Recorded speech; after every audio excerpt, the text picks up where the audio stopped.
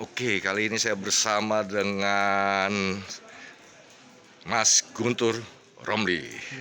Assalamualaikum. Waalaikumsalam. Iya, yang luar biasa sekali di Cokor TV. Saya senang banget. Walaupun Terima saya, kasih. walaupun saya istilahnya non Muslim nih, saya Kristen nih, saya senang banget dengan Terima kasih. Mas. Mau nanya nih, saya panggil Iya. Mas aja ya. Ya, boleh. Mohon izin, ada yang bertanya juga sama saya, tolong dong titip pesan ini pertanyaan mengenai nanti capres nih, ya kan. Untuk sementara ini kan cuman hanya satu ini yang terburu-buru. Oh, ya, ya. Sedangkan Pak Jokowi bilang ojo ke susu Betul. dan udah layak ya kayak capres aja, padahal kan belum, betul nggak? Udah keliling kemana-mana. Menurut Mas ini apa sih kriteria? Saya jadi gugup berhadapan dengan Anda ini untuk bukan pengganti, penerus daripada Ya, Pak Presiden Republik Indonesia Bapak Insinyur Joko Widodo. ya, Kriteria ya, menurut Anda? ya. Yang pertama, kita harus tegaskan bahwa kita tahun 2024 bukan mencari pengganti Pak Jokowi. Sekali lagi, bukan pengganti Pak Jokowi, tapi seperti kata tadi, penerus Penerus. Jokowi. Jadi kita 2024 ingin memilih capres yang benar-benar menjadi penerus dan melanjutkan apa yang sudah dibangun oleh Pak Jokowi. Itu prinsip yang pertama. Kemudian yang kedua adalah kita lihat dari nama-nama yang beredar saat ini, kira-kira siapa yang bisa kita yakini melanjutkan, meneruskan apa yang sudah dibangun oleh Pak Jokowi. Kalau misalnya yang Anda sebut tadi, yang ada nama yang sudah terburu-buru dideklarasikan kan. Tapi mohon izin, itu kan bukan penerus, itu kan antitesa. Nah ini saya bilang, kalau kita lihat Jakarta lah, Mm-mm. nggak usah jauh-jauh dulu Indonesia, Jakarta, apakah capres yang dideklarasikan secara buru-buru itu benar-benar melanjutkan apa yang sudah dibangun Pak Jokowi di Jakarta? Ternyata tidak. Tidak, ya. Bukti yang paling utama itu soal sodetan Kali Ciliwung ke banjir Betul. Kanal Timur. Betul. Itu nggak dilanjutkan zaman dia. Betul. Baru zaman Pak Heru dilanjutkan Pak dan Heru. insya Allah akan selesai tahun depan. Coba dia nggak pernah nguasai Jakarta. Soal banjir mungkin sudah selesai. Artinya apa? Ini orang tidak pernah melanjutkan apa yang sudah dibangun Pak Jokowi di Jakarta. Iya. Apalagi di Indonesia. Apa? Nah, itu problem gitu kan. Nah, kemudian yang paling penting juga di negeri ini sebelum ya kita bicara soal kesejahteraan, terus soal ekonomi yang meningkat, soal pendidikan, ada yang paling utama yang sangat prinsip. Ada soal keutuhan bangsa ini. Betul.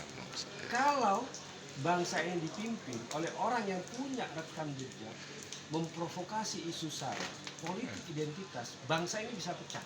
Iya. Nah, kita tahu siapa yang punya rekam jejak itu di Jakarta, ya orang itu tadi yang dicapreskan secara buru-buru itu.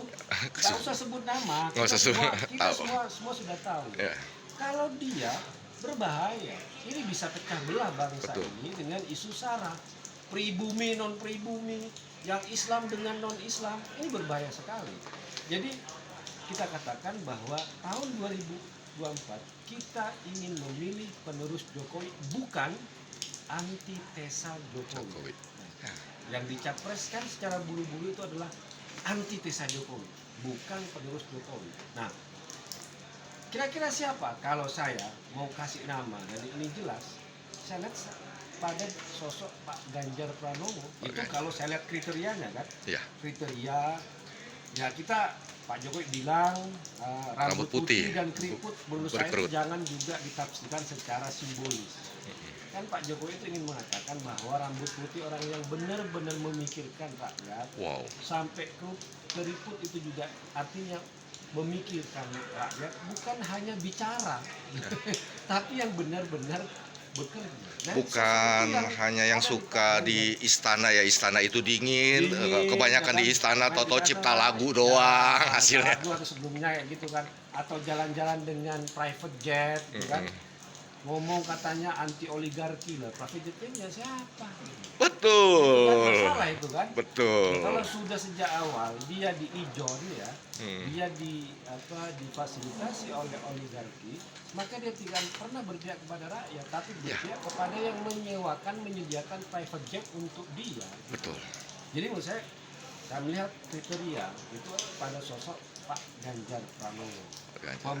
Pertama, dia memenuhi sebagai pemersatu bangsa, menghormati dan juga dia sikap tegas terhadap intoleransi terhadap radikalisme, ya kan? Kemudian saya lihat rekam jejaknya selama 2 periode membangun Jawa Tengah sudah terlihat. Dan ini kalau saya bicara soal siapa kriteria dan siapa penerus Jokowi dan apa kriterianya, itu saya katakan tadi.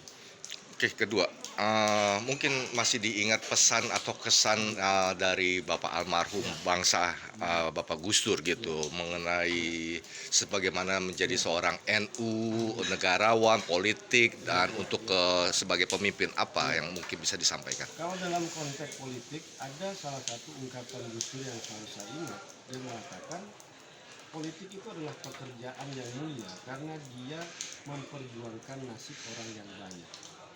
Ketika seorang memegang kekuasaan dalam politik, maka dia bisa melakukan untuk mensejahterakan orang banyak. Misalnya dari kebijakan pembangunan, dari kebijakan penganggaran, dari kebijakan yang dia terapkan yang selalu mementingkan hak rakyat, maka dia akan membuat perubahan yang sangat besar. Oleh karena itu, Gus Dur meskipun dia seorang agamawan, seorang tokoh agama, tapi juga adalah seorang pemimpin politik, seorang presiden, dan jelas bagaimana diskriminasi diakhiri waktu zaman Gus Dur, bagaimana dia menjadi pemersatu bangsa gitu. Dan ini yang menurut saya yang paling utama adalah cita-cita Gus Dur bahwa Indonesia tidak boleh pecah, dia harus tetap sama sebagai warga negara, tunduk pada konstitusi, tidak pandang apa agamanya, apakah kamu masuk mayoritas minoritas, itu nggak peduli. Ketika kita sebagai warga negara Indonesia, maka kita setara. Kita tunduk pada hukum yang sama, kedudukan yang sama, terlepas apapun agamanya, sukunya, keturunannya, dan lain sebagainya.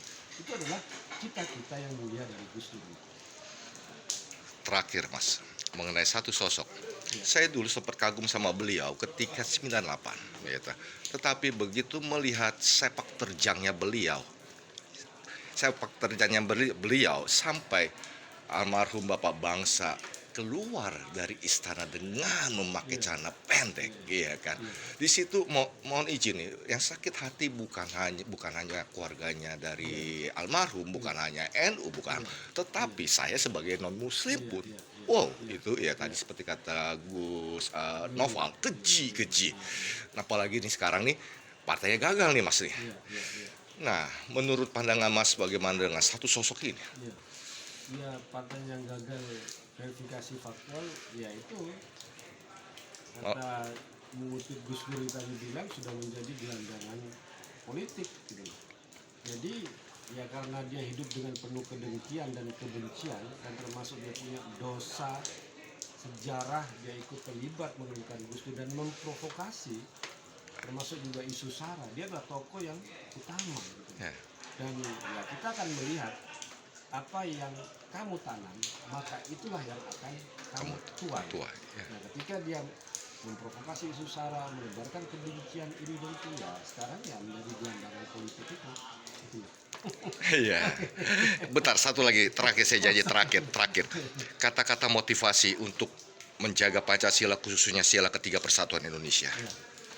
Menurut saya apa yang sudah diucapkan oleh Gus Dur, jangan bertanya apa agama seseorang, tapi apa yang kamu bisa lakukan untuk dia. Ada kutipan juga dari Imam Ali dalam bahasa Arab, an-nasu sinfani, manusia itu ada dua, imma akhun laka fid dini au akhun laka fil khalqi. Manusia itu ada dua, pertama dia saudaramu dalam agama, dalam keyakinan, atau dia saudaramu dalam kemanusiaan. Mantap. Itu. Sebagai penutupnya iklan-iklan yang seperti di Cokro nih, karena saya penggemar Anda nih, fatwa itu. Nah, ya itu. Yang biasa suka fatwa itu, tidak suka fatwa itu. Nah, itu saya suka sekali tuh. Itu. Saya lupa. Oh, rekaman. Oke, Gu. Makasih ya. Sukses selalu. Assalamualaikum.